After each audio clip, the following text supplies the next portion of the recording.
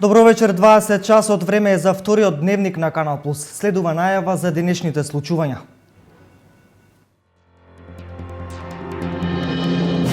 Локалитетот Теленец кај село Цера и годинава е домаќин на иселеничките средби во Македонска Каменица. Целта е иселениците да се запознаат со можностите за инвестирање во Македонска Каменица. Општина Кочани продава 21 парцела за изградба на објекти за домување и стопанисување. Утре во Штипки има електронска лицитација за 15 градежни парцели, а 4 парцели продава и општина Видица. Во Радовиш открие насад со канабис сатива. Во Штип председател на пензионерско здружение доби втора кривична пријава за злоупотреба на службената положба.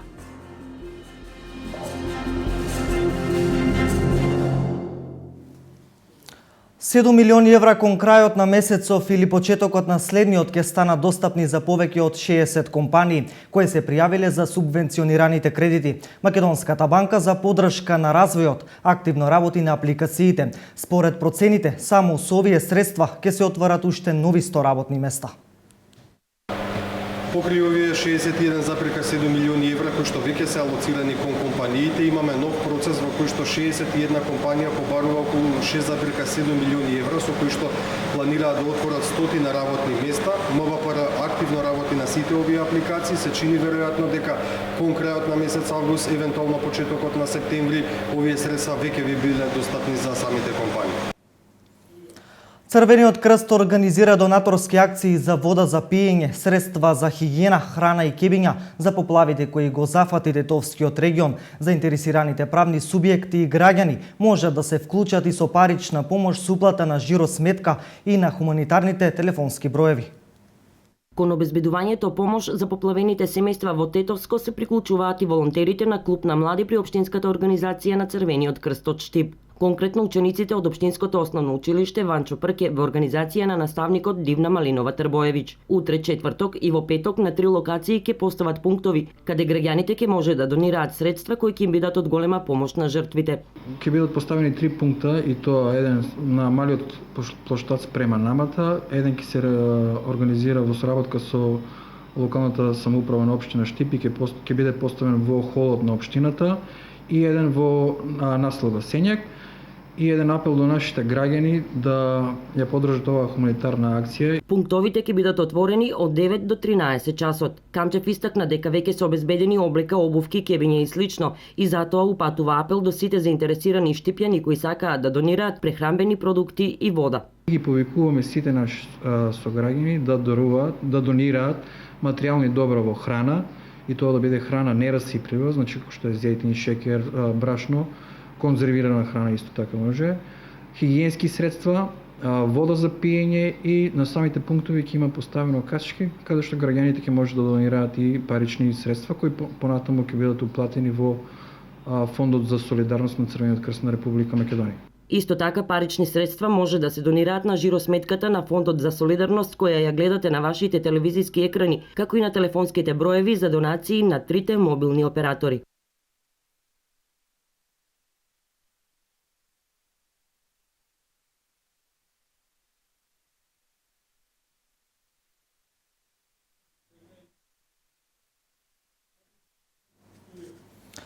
Финишира проектот Мерки за заштита од поплави на Брегалница и Бистрица. Се регулира коритото на Брегалница во Делчево во должина од 70 метри. Проектот е финансиран од Европската унија.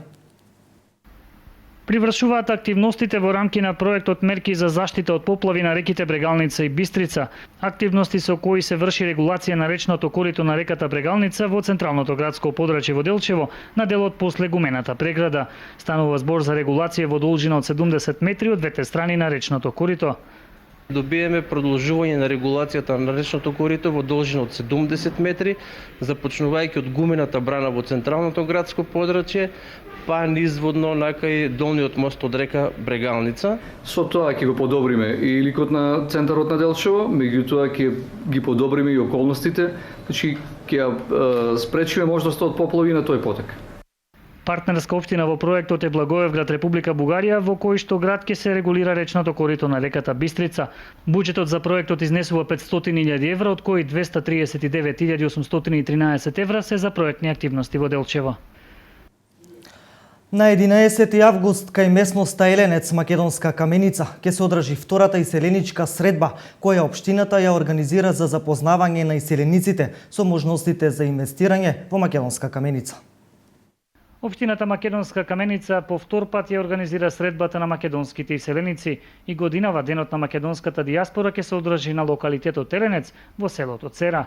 Македонските иселеници ќе може да уживаат во неприкосновената убавина на манастирско-туристичкиот комплекс кај манастирот Покров на Пресвета Богородица, како и во бескрајните зелени пејсажи.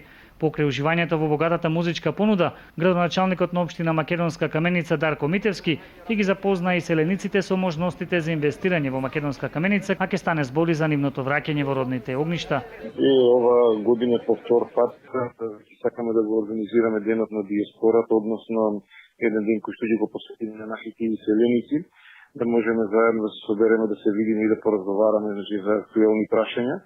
И оваа година го организираме тоа во локалитетот Еленец со културна забавна програма. Таму усвана заедно се биде и ќе настапува Орсе Стефковски. Покрај тоа ќе се подготви селски ручек за сите кои што ќе бидат таму присутни. И секако се размислува за определен состанок на кој што ќе се разговара за можностите за заедно учество на определени проекти со општините каде што веќе тие живеат и какви се потребите, односно можностите на општина Македонска Каменица за да сепак го привлече вниманието на нив и тие да се вратат во општина Македонска Каменица или како инвеститори или пак како повратници. На првата средба која што се одржа минатата година од редовите на каменичани кои се наоѓаат на привремена или постојана работа во странство беше одбран прекуграничен одбор, чија цел е промоција на економските, културните, спортските и образовните можности на општина Македонска Каменица. Инаку според проценките досега од Македонска Каменица се иселени околу 2000 жители. Општина Кочани ќе продава 21 градежна парцела за изградба на објекти за индивидуално домување и 6 градежни парцели за изградба на објекти за лесна индустрија и мало стопанство. На истокот во најава е градежна офанзива. Утре во Штип ќе се лицитира за 15 градежни парцели, а до крајот на месецот во Виница ќе се продадат 4 градежни плацеви. Општина Кочани објави оглас за отуѓување на 21 градежна парцела со намена за изградба на индивидуално домување и 6 градежни парцели со намена за изградба на објекти за лесна индустрија и мало стопанство. Се работи за парцели кои се во сопственост на државата, а се планирани во деталниот урбанистички план на Кочани. Почетната цена за јавното надавање за државно земјиште со намена за изградба на индивидуално домување изнесува 583 денари за метар квадратен, а за парцелите кои се предвидени за изградба на објекти за лесна индустрија и мало стопанство изнесува 61 денар за метар квадратен. Општина Кочани, како што практикува во текот на целата година и сега распиша, односно објави продажба на градежни парцели за индивидуално домување и за изградба на стопански објекти. Односно продажба на 21 градежна парцела за индивидуално домување и 6 градежни парцели за изградба на стопански објекти. Овој пат направивме во објавата продажба на поголем број на градежни парцели, буквално се опфатени градежни парцели на територијата на цел град и во Оризари. Односно, сакам да напоменам дека за продажба се нудат градежни парцели во место викано Прокарка, во место викано Драчевик, се нудат на продажба на улица Стамен Манов, на улица Крум Вранински во Усова чешма, исто така во Усова чешма се нудат градежни парцели на улица Мишо Арсов. Имаме една градежна парцела на улица Орце Николов, исто така на улица Смилевски Конгрес и Бранко Пендовски, односно, како што и претходно реков, на територијата на цел град. Се надевам дека ќе придонесеме со оваа објава интересот на граѓаните да биде што поголем и да можеме овие градежни парцели да ги продадеме, а на нив да никнат нови објекти. Сакам да напоменам дека рокот за пријавување и за индустријските објекти и за индивидуално домување е до 10 август, понеделник, во кој рок очекуваме се поголем број на граѓани се пријават на оваа објава. Право на учество во јавното надавање имаат сите заинтересирани правни и физички лица, а истите може да аплицираат до 10 август. Јавното надавање ќе се изврши електронски. Градежните парцели се наоѓаат во населбата Прокарка и Драчевик.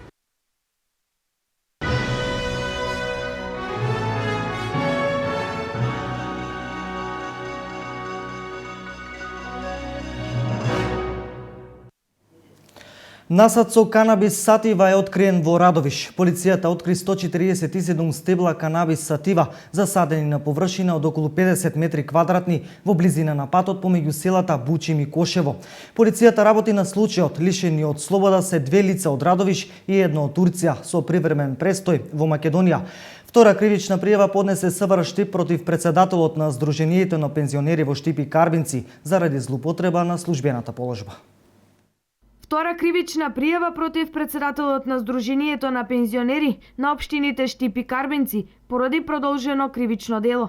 Пријавениот во временскиот период од почетокот на 2011 до крајот на 2014 година, како одговорно лице, председател на Сдруженијето на пензионери за општините Штип и Карбинци и како овластено лице во правниот промет, ја злоупотребил својата службена положба и овластување. Тој без донесување на писмени одлуки на извршниот одбор на Сдруженијето вршил разни набавки од правни лица, на кои незаконски им исплатил вкупна сума во износ од 3.101.000. Секторот за внатрешни работи Штип поднесе пријава против 73-годишниот МВ. Во Радовиш е откриен насад со канабис сатива. По претходно добиените сознанија, екипи на полициската станица во Радовиш лоцираа насади на канабис на површина од околу 50 метри квадратни на патот од село Бучим кон село Кошево. Се работи за 147 стебла канабис со висина поголема од 2 метра во фаза на цветање. Настанот е документиран со видеозапис. Стеблата се искоренати и однесени во полициската станица во Радовиш за понатамошно постапување. Полицијата го истражува случајот. Лишени од слобода се 3 лица, 2 од Радовиш и 1 од Турција со привремен престој во Македонија. Започна темелна реконструкција на водоводната и канализацијска мрежа на улицата Вардарска. Жителите се надеваат дека ќе се надминат проблемите во водоснабдувањето, но и конечно ќе се реконструира и прошири целата улица. По барање на граѓаните веќе долги години конечно улицата Вардарска ќе се реконструира. Јавното претпријатие ИСАР денеска започна со реализација на првите активности за целосна обнова на водоводната и канализациона мрежа на оваа улица. За 25 дена ќе биде сменета комплет водоводната мрежа на целата улица Вардарска и канализационата мрежа и спојот овде со Пиринск. Значи целата инвестиција чини 40.000 евра. Веднаш после завршување на нашите активности оваа улица ќе биде асфалтирана и ќе биде продолжена од страна на градоначалникот на општина Штип примариус магистар Илчо Захариев и од страна на општина Штип и ќе бидат подобрени условите на граѓаните овде, водоснабдувањето ќе биде подобрено на самите граѓани.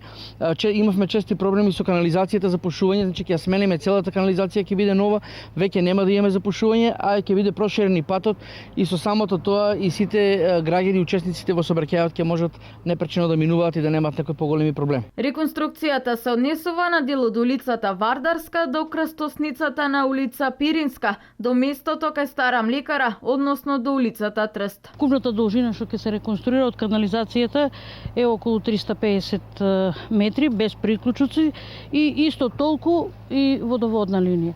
На дел од улицата до сега немаше водоводна линија, некаде околу 230 метра, со што ќе се овозможи кога ќе се реконструира горниот дел од улицата Вардарска да не бидат оштетени дел од улицата Пиринска, ќе има едноставно врска меѓу високата и ниската зона. Оваа улица во овој дел од градот, како што посочивме и на почетокот, водоводниот систем представува голем проблем. Често пати од јавното претпријатие ИСАР интервенирале на поправки, велат жителите. Проблеми имаме со канализацијата, тука што оваа отпадната вода што иде. Меѓутоа, како направи во, нема сега проблеми.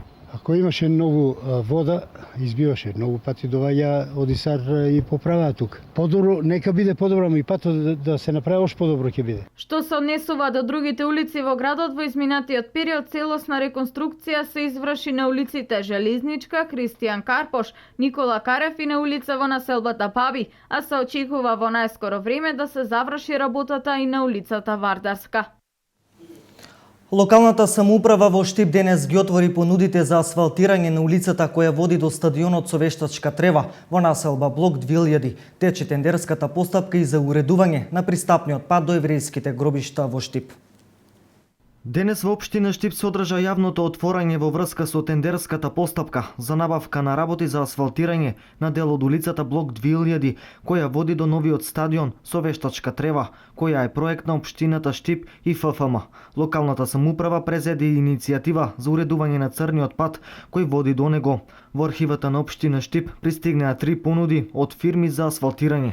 Денес во 13 часот се одржа јавното отварање во врска со тендерската постапка за набавка на работи, асфалтирање на пристап до стадион во Блок 2000 во општина Штип во законски утврдениот рок до 13 часот. Во архивата на општина Штип пристигнаа вкупно 3 понуди и тоа од економските оператори Ескаватори МК ДО Скопје, Бауер БГ ДО Скопје и Коле Транс Инженеринг ДО Штип. Најниска понудена цена на јавното отварање беше 893.580 денари. По ова ќе следи евалуација на понудите, која што откако ќе заврши ќе се закаже електронска аукција на која пријавените понудувачи ќе имаат можност преку електронско негативно надавање да ги коригираат првично понудените цени, односно да достават пониски цени од понудените на јавното отварање. Во исто време тече и тендерската постапка за асфалтирање на пристапот до еврејските гробишта. Во тека и тендерска постапка за асфалтирање на пристап до еврејските гробишта во општина Штип. Оваа постапка е веќе отпочната и огласот е објавен на електронскиот систем за јавни набавки на општина Штип. Крајниот рок за доставување на понудите е 18 август 2015 година во 12 часот, пошто ќе следи јавното отварање на исти. Фондот на Холокаустот на евреите од Македонија ќе обезбеди поставување на 2 влезни капии, бекатон, изградба на споменик, камери, како и оградување на гробиштата со метална ограда.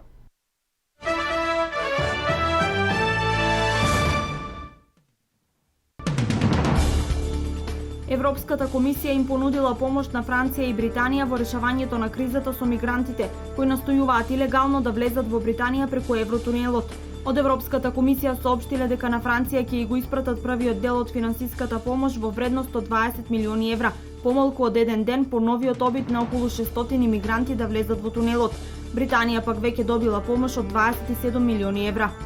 58% од русите не би биле против целосно исклучување на интернетот во земјата, а 42% веруваат дека странски држави го користат интернетот за да и наштетат на Русија. Ова го покажале резултатите од вчера објавеното истражување на американски експерти и Серовскиот центар за истражување на јавното мислење. Во Србија денеска се одбележува ден на жалост и сеќавање по повод 20 години од прогонот на србите од Хрватска во акцијата Бура. Тогаш беа протерани над 200.000, додека според српските податоци биле убиени 2000 срби. Предвидени се и голем број манифестации во знак на сеќавање на настраданите. Пожарникарите кои речиси цела недела се борат со пожарите во Калифорнија на 22 локации добија засилување, бидејќи поради неповолните временски услови би можело да избијат нови пожари. Во најнаселената американска сојузна држава, која е тешко погодена од суша, сега против пожарот се борат повеќе од 10.000 пожарникари. Турското обвинителство побара затворска казна до 7,5 години за 18 новинари, обвинувајќи ги за терористичка пропаганда, бидејќи објавиле фотографија на која екстремист држи пиштол над главата на обвинителот убиен во март. Агенцијата Анадолија пренесе дека затворска казна се бара за новинарите и главниот уредник Кан Дундар.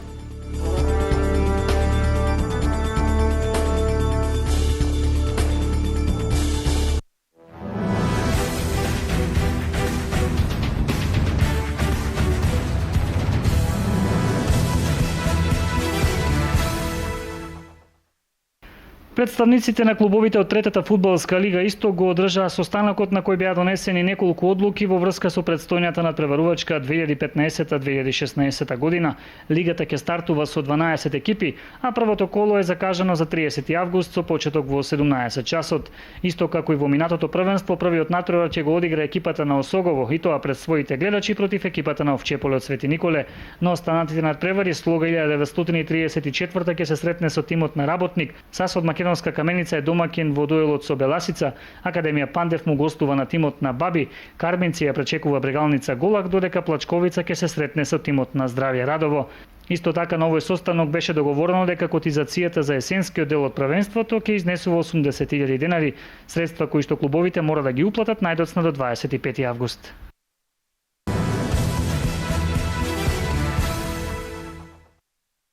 Во Валенсија заврши женското јуниорско европско првенство, прво на кое учествуваше и Македонија. Нов шампион на Европа е Данска, која во финалето го совлада стариот шампион, селекцијата на Русија, со резултат 29-26. Кога беше најпотребно, младите ракометарки на Данска ја победија Русија, реванширајќи се за поразот во главната фаза, а триумфот им го донесе и златниот медал. Во меч за третото место, Шведска ја совлада Унгарија со минимални 25-24. Како што е познато, Македонија го освои 15-тото место со 2 победи, 4 порази и една нерешена средба.